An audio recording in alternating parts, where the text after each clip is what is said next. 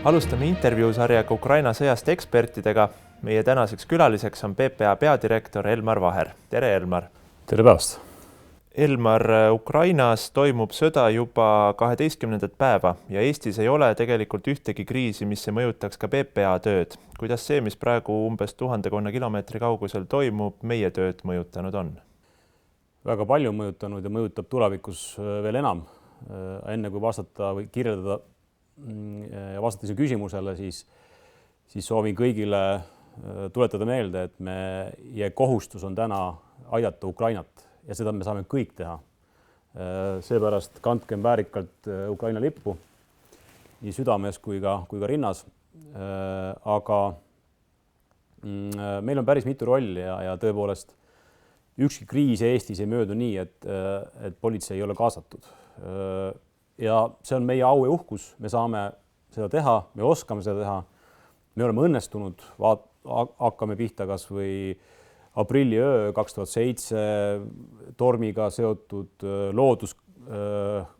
loodusega seotud kriisid, COVID loomulikult, mis on meil hästi meeles ja nüüd siis Ukraina toetamine ja võib-olla ma nimetaksin 3 põhisuunda, kus me juba täna oleme kõvasti kaasatud, on ikkagi Ukraina põgenike vastuvõtmine, mis on püha kohus, me peame aitama, aga samal ajal me peame oma riiki hoidma nõnda, et see, kes selle Ukraina põgeniku taustal või selja taga proovib riiki hiilida, et panna toime kuritegusid, kes ei ole Eesti-meelne, Euroopa Liidu meelne, siis see inimene tuleb kätte saada.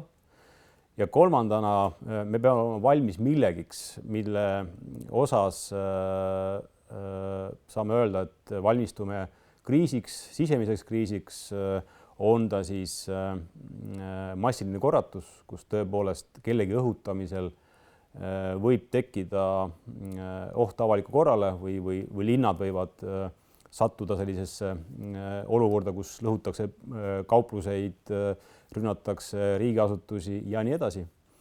Ja see saab toimuda minu hinnangul praegu ainult läbi selle, et keegi õhutab seda. Eesti kogukond, Eestis elavad inimesed ja ma teadlikult räägin inimestest, mitte ainult siis ei hakka liigitama viisaga kodanik, hallipassi omanik, vaid kõik inimesed on selle nagu ulatuses, kellest ma räägin. Tegelikult inimesed ei soovi seda konflikti Eestis, see näitavad ka uuringud, kus tegelikult ollakse üsna üksmeelsed, et Ukrainas toimuv on ilmselgelt Vene režiimi agressioon, sõda, siin ei ole lahkhelisid. Aga nüüd, kuidas keegi suudab meid tülli omavahel ajada, kas või erinevad kogukonnadki, Eesti kogukond, Vene kogukond, Ukraina kogukond, Vene kogukond. Vot see on nüüd see koht, kus meie jõupingutus koos partnerasutustega on ülitähtis. Kuidas me kõike seda, millest sa praegu rääkisid, tagame? Mis me teistmoodi teeme enda töökorralduses võrreldes praegust selle ajaga, mis oli enne 24. veebruarit? Meil on väga palju tööliine, kus me ei tee midagi teistmoodi, aga me teeme rohkem. Et inimesel on komme tihti mõelda, või mõelda endale juurde rolle. Aga kui me mõtleme piiri valvamist, Ikla piiripunktis, siis me oskame seda teha. Me oleme isegi siin viimase 2 aasta jooksul Saaremaa ja Hiiumaa suunas piiri avanud ja piiri valvanud. Nii et seda me oskame teha. Piiripunktide vahelisel alal, olgu ta siis näiteks Ikla ja Valga piiripunkti vahel tugevdatud patrullimine, me oskame seda teha. Kõik need menetlusliigid, mis on seotud siis seadusliku rände nagu tagamise, elamisluba, viisa, rahvusvaheline kaitse, me oskame seda teha. Idapiiri tugevdatud valve, me oskame seal ka toimetada. Ja kõik need staabi elemendid, mis on juhtimiseks mõeldud, on ka meie jaoks on viimastel aegadel ju üsna tavaline eluosa. Nii et ma tahaks öelda, et me ei tee nüüd väga konkreetselt midagi teistmoodi, aga me teeme rohkem.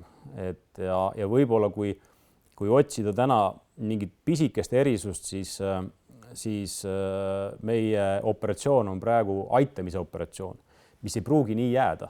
Aga veel kord, täna me oleme olukorras, kus me ikkagi töötame selle nimel, et sõjas põgenik jõuaks Eestisse, et ta saaks abi, ta saaks dokumenteeritud, mis on PPA roll ja toetada siis kohaliku omavalitsuse selle nimel, et kogukonnad oleks turvalised.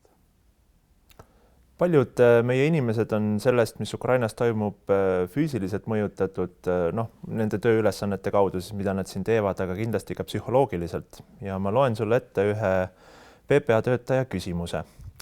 Kui sõda peaks tulema ka Eestisse, ehk Vene väed ründavad ka Baltikumi, siis kas PPA on mõelnud, kuidas oma töötajaid kaitsta või evakueerida sellises olukorras? Millal ja kas tulevad suunised selle kohta?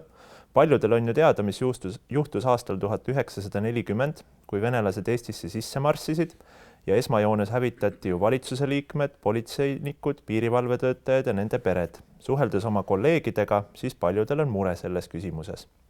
Kuidas vastaksid enda kolleegile? Väga õige küsimus ja igaüks saab siin üht-teist ära teha, aga minu ülesanne on siis paari sõnaga rääkida, kuidas PPA on asjad läbi mõelnud. Ma alustan nõnda, et esiteks mina usun selle ala eksperte, kelleks on Välisluureamet, sõjaväeluure, kes annavad väga selgelt eelhoiatust. Et kas meil on sõjaline oht, vahetu sõjaline oht või ei ole. Täna ütlevad eksperdid ja eile Margo Grossberg, kes on kindlasti väga pädev ja elu näinud ja sõdu näinud mees, ütleb selgelt, et Eestil hetkel sõjalist ohtu ei ole. Ei ole ka päris õige võrrelda aegu 1940 ja praegust aega. Aeg on edasi läinud, riigid on saanud targemaks ja võtame kas või Ukraina näitel, võtame Gruusia näitel, võtame see, mis Abhaasias toimus, et on selge, et täna NATO riigina on meil eelhoiatusaeg tunduvalt pikem. Me näeme ette, mis hakkab toimuma ja siis suudame ilmselt paremini olla valmis. Mis on politsei roll sõja ajal? Ilmselt on see lihtsustatud küsimus ja politsei roll sõja ajal on, kui Eesti Vabariik kuulutab välja sõjaolukorra, siis meie ülesanne on aidata inimesi. Kui sõjapidamine Kaitseväe poolt eeldab, et peab toimuma Eesti riigis mõnel alal evakuatsioon, siis koos partneritega on meie roll olla abiks evakuatsioonile ja liikuda evakuatsiooniga kaasa, aidata inimesi seal, kus inimesed on. Mis on veel meie ülesanne? Meie ülesanne ja just erilisematel üksustel, need erilisemad üksused saab ka loetleda, aga ilmselt on mõistlik ja vajalik liituda siis maakaitse ringkonnaga, tähendab seda, et tegeleda sissisõjaga. Et see on meie tugevus. Meil ajalooliselt oleme seda teinud, oskame teha. Näiteks Riho Ühtegi, Kaitseliidu ülem on üks sellise sõjapidamise viisi eeskõnelejaid ja ka Kaitseliit selleks valmistub. Ja kolmandana ma nimetaksin pigem seda kõige esimest rolli, sest on selge, et kui kullik ühendus või rühmitus on ta ilma eraldusmärkideta keegi piiril midagi korraldab või piirivahetus läheduses korraldab, siis meie ülesanne on kohe vastu hakata. Mis see tähendab? Me peame olema valmis täna oma kordoneid kaitsma. Me peame olema täna valmis astuma tulevahetusse, läbi mõtlema, kuidas meie meeskonnad kasutades teenistusrelva, tugirelva selle hulgas, kasutab seda vaenlase vastu. See on nii psühholoogiline valmidus kui ka tegelikult füüsiline valmidus. See ei ole väga lihtne. Ja selleks me saame täna treenida. Ja see on ka ootus kõikidele prefektuuridele, ootus ka prefektidele, et me mõtleksime selle läbi, harjutaksime päriselt olukorda maastikul, kui me peame asuma tulevahetusse võimaliku vaenlasega. Ja siis tuleb appi meile ilmselt Kaitsevägi ja siis ilmselt alles sõjaolukord ja kõik see mobilisatsioon ja muu. Sama tähtis on ka olla valmis iga päev otsima üles, kinni pidama kohtu ette viima need inimesed, kes võib-olla sõjaeelsel ajal proovivad riiki pöörata. Ilmselt on kõik PPA inimesed ka kursis eilsete raportitega, kus Ukrainas seal osas, kus sõjategevust ei ole, lääne suunas ju Ukraina eriteenistused ja politsei pidasid kinni diversandid, kes proovisid siis täitsa rahulikes külades juba hakata inimesi pöörama Ukraina vastu ja Vene poolt. See töö kindlasti on ka meie töö, milleks me peame valmis olema koos kaitsepolitseiga loomulikult, aga tol hetkel on see ressurss üks, et me töötame siis ilmselt teisel režiimil ja koos oma partneritega. Millele meie inimesed veel peaksid mõtlema ka nii-öelda tööväliselt? Peaksid nad kodus millekski ette valmistuma? Minu arvates see, kui kõneleda täna siin 7. märtsil aastal 2022, siis kõige tähtsam ongi see, kuidas mina iseendaga täna hakkama saan oma perekonnas, oma sõprade seas, kuidas hoida sellist mõistlikku filtrit enda ees, et mitte minna sellest paanikasse, mida me näeme Ukrainas olevat, sest ei ole ilmselt psühholoogias tavaline ju see, et inimene kogu aeg rullides näiteks meediat võtab omale seda, mis tegelikult ei ole päris siin ja nüüd, vaid see, mis toimub Ukrainas või mujal riikides. Seepärast soovitan kõigile väga hoolega selekteerida seda infot, mida te tarbite, mida te usute, kasutada selleks riiklikke meediakanaleid. Ka Riigikantselei on öelnud, et kindlasti ERR-i portaalid on need, mis edastavad adekvaatset infot. Selleks on piisavad võimalusi, erisaated, kus oma ala eksperdid kirjeldavad olukorda Ukrainas ja ka tulevikku võimalikku. Kirjeldavad, mida teeb NATO, mida teeb Euroopa Liit, millised on meie võimalused. Nii et see on see adekvaatne info. Aga kõige tähtsam on ikkagi saada iseendaga hakkama. Mina oskan rääkida, mida mina teen. Mina olen oma sõpradega kokku leppinud selles, mida me teeme siis, kui meie perekonnad võivad olla ohus. Lihtsad asjad. Teiseks, ma olen mõelnud läbi, mida mina iga päev teistmoodi teen. Vaatan ikkagi natuke hoolekamalt ringi, võib-olla ei külasta neid kohti, mis muidu võiks külastada. Ja ma ei karda, vaid ma tegelikult juhin oma elu ise, et hoolitsen iseenda psühholoogia eest. Mul on omad rituaalid, kuidas ma proovin töö jätta korraks maha, välja puhata, tegeleda oma hobidega, tegeleda sõpradega või olla sõpradega koos ja see kõik peab jääma. Vastasel korral, kui kogu aeg istuda selle nagu info otsas ja paanitseda, siis see on kõige hullem, mis juhtuda võib. Ma ei ütle, et infot ei peaks koguma, muidugi. Peab olema kursis, peab olema valmis. Peab rääkima ka baarimehega, kui sa oled tööl, patrullis, piiril, teenindussaalis või menetluses. Et see info jagamine on kindlasti väga oluline, aga see peab olema rahulik, mitte nagu selline, et nüüd ongi hull asi käes, sest ma mõtlen niimoodi, et mida saan mina ära täna teha selleks, et see Ukraina sõda lõppeks.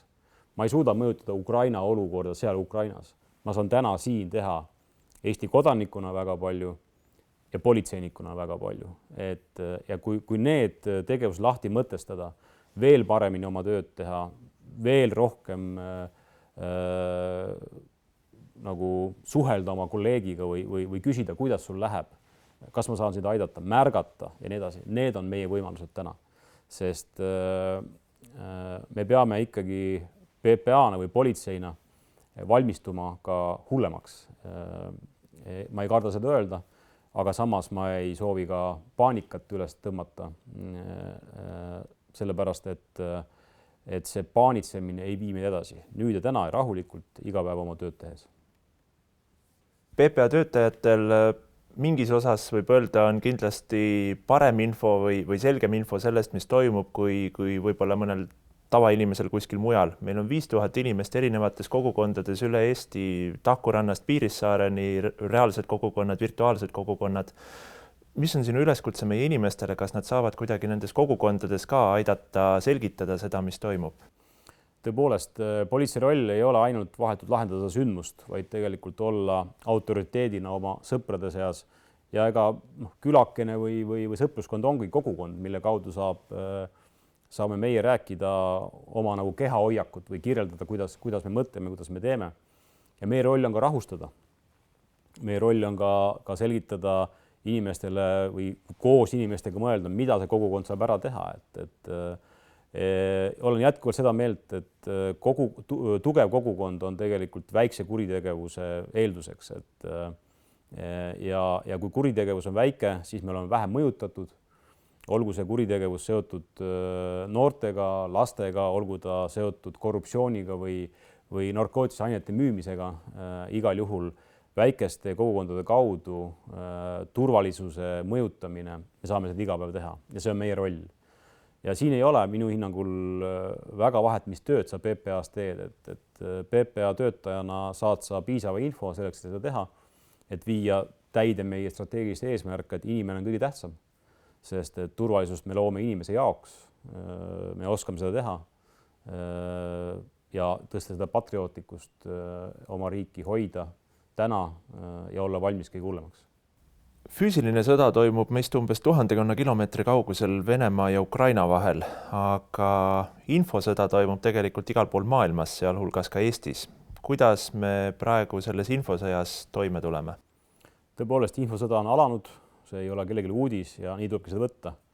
See tähendab seda, et inimese mõtteviis või inimene ja ka PPA töötaja peab tänast infot hindama hoopis teistmoodi. Kuidas seda teha? Loomulikult oma selliste kogemuste ja sotsiaalsete oskuste kaudu, aga samal ajal kutsun üles inimesi kindlasti küsima.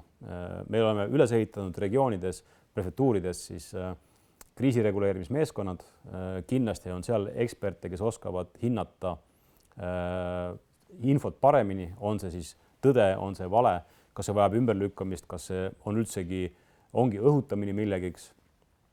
Samal ajal meie roll on kindlasti olla veel parem patrullija sotsiaalmeedias, leida üles sotsiaalmeediast need lubamatud üleskutsed, ähvardused sõjaga või millegi muuga ja anda neile õiguslik hinnang, menetleda vajadusel. Ja tõesti need ähvardused, mida me leiame, mis võib-olla ei ole vahetult täide viidavad, peab lõppema sellega, et politseinik koputab uksele ja kutsub inimese korrale, kui see ähvardaja on Eestis. Ja ka tänaval, tähelepanu tänaval kindlasti teistsugune. Ukraina lipp on täna püha. Et palun lasta olla. Kui meil sõidukil on, keegi kannab kas V või Z tähte, siis kindlasti palun patrullil sekkuda, kinni pidada see sõiduk, küsitleda, vaadata, kes on autos. Selleks on igati õiguslik alus olemas, sest me täna peame juba tegema väga palju selle nimel, et õhutajaid ja nõnda diversante Eestis ei oleks ja et me saaksime ka kätte vajadusel. Nii et meie selline taktika muutus kindlasti on oluline. Infosõja üheks eesmärgiks on kogukonnad omavahel tülli ajada, et siiamaani suurem osa nendest teadetest, mis on sotsiaalmeedias ringi liigelnud, ei ole siiski tõepärased olnud, et sellises mahus kogukondade vahelisi konflikte ei ole. Kuidas me saame reaalselt kindlaks teha, et need kogukonnad, mis siin nüüd tekkima hakkavad meil, nagu siis ütlesid, 1000 inimest iga päev, kuidas me saame kindel olla, et seal ei ole inimesi, kes võivad kuidagi olla ohuks meie julgeolekule, turvalisusele? Jah, inimest kõige paremini aitab inimesega suhtlemine. See tähendab seda, et ka meie töö muutus piirkonna politseinikuna näiteks või sotsiaalmeedias peab muutuma. Kõnetada inimesi võimalikult varakult. Täna me oleme olukorras, kus riiki siseneb tõesti umbes 1000 inimest. Täna on sõjast põgenikeks naisterahvad koos lastega ja pigem vanemad inimesed. Nad kindlasti vajavad teistsugust hoolt, teistsugust politseitööd kui võib-olla siin meie vanused noored mehed. aga riigi kõige olulisem roll on see, et need inimesed saaks tööle, et lapsed saaks haridust omandama, et nad tunneksid näiteks meditsiinitoetust. Kui need on tagatud, siis inimesed kogukonnas on rahul. Kui inimesed ei saa sellist sotsiaalset toetust, meditsiin, haridus, töökohad, siis tekib tegelikult rahulolematus ja võib tekkida tõesti selline kogukondade sisene või rahvustevaheline konflikt. Aga ma usun, et vaadates kas täna, kuidas inimeste aitamise keskused siin Tallinnas, Niine tänaval või Rakveres on käima läinud, siis riik mõtleb väga tõsiselt ja pakub inimestele häid võimalusi. Räägime lõpetuseks natukene PPA tegevusest Ukraina suunal ka, et me oleme tegelikult ju aastaid aidanud Ukraina riigil oma julgeolekustruktuure üles ehitada, nüüd need on tugeva löögi all. Kuidas me nüüd viimase paari nädala jooksul oleme Ukrainat aidanud ja kuidas ka meie inimesed nüüd edaspidi saaksid Ukrainale seda abi pakkuda? Tõepoolest, Ukraina on olnud üks meie olulistest rahvusvahelistest partneritest ja neid tegelikult on olnud suures plaanis 3, Gruusia, Moldova ja Ukraina. Ukraina olukord täna kõige keerulisem loomulikult sõjaolukorra tõttu ja varasemalt oli meie peamine roll olla abiks organisatsiooni muutustel. Et meil ei ole olnud väga palju asju, mida anda. Täna on see olukord pisut teistsugune, Eesti inimesed aitavad asjadega, elementaarsed riideesemed, lastele vajalik meditsiin, kaitsevägi, sõjatehnikat ja nii edasi. Aga meie saame täna kõige rohkem ja kõige paremini abiks olla Ukrainale läbi selle, et me oma riigis hoiame hästi korda. See on esiteks see, millest me oleme täna ka palju rääkinud. Et me ei lähe paanikasse, et me oleme rahulikud. Teine asi kindlasti on seotud meie töötajate lähedaste, sõprade, tuttavate toetamisega Ukrainas. Kui vähegi on võimalik, siis palun võtame enda juurde elama need põgenikud, kes on meie kolleegide pered. On selge, et Ukraina on väga tugev riik, Ukrainas on väga tugev sisemine side. Need, kes peavad minema kodumaa eest võitlema, ei tohi lahkuda Ukrainast, vaid peavad võitlema oma kodumaa eest, sõdima täna agressori vastu ja see on ülitähtis. Aga ma mõtlen niimoodi, et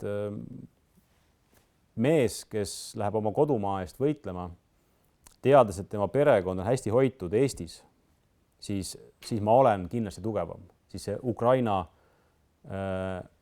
mees on tugevam. Ma tean ühte näidet, kus ühe olulise partneri perekonna siia toomine on täna päevakorras, aga olles olnud rääkinud 4 põhipartneriga, politseijuhiga, piirivalvejuhiga, korruptsiooni uurimise juhiga ja Ukraina laevastiku juhiga, siis nad on selgelt öelnud, et nende pered on turvalises kohas, nad ei ole täpsustanud, kus kohas, aga nad valmistusid selleks ette. Varakult Ukrainat külastades 2 nädalat enne sõja algust. See meeleolu oli seal väga selgelt selline, et sõda tuleb. Nad olid väga rahulikud, nad käitusid väga targalt, aga nad kinnitasid kogu aeg, et Elmar, ole rahulik, meie perekondadega on kõik hästi. Ma ei hakanud täpsustama, kus need perekonnad asuvad, kui hästi see on, aga meestes oli selge nad teadsid täpselt, mis nad teevad. Nad olid kindlad, et see perekonna asukoht ei mõjuta neid ja see on väga tähtis. Seda teiseks, mida me saame teha. Ja kolmandana loomulikult kogu selle põgenike voo toetamine, sest et täna siseneb Eesti riiki umbes 1000 sõjapõgenikku päevas. 24 tunni jooksul 1000 inimest. Need inimesed vajavad abi ja seda me saame kodanikena teha iga päev.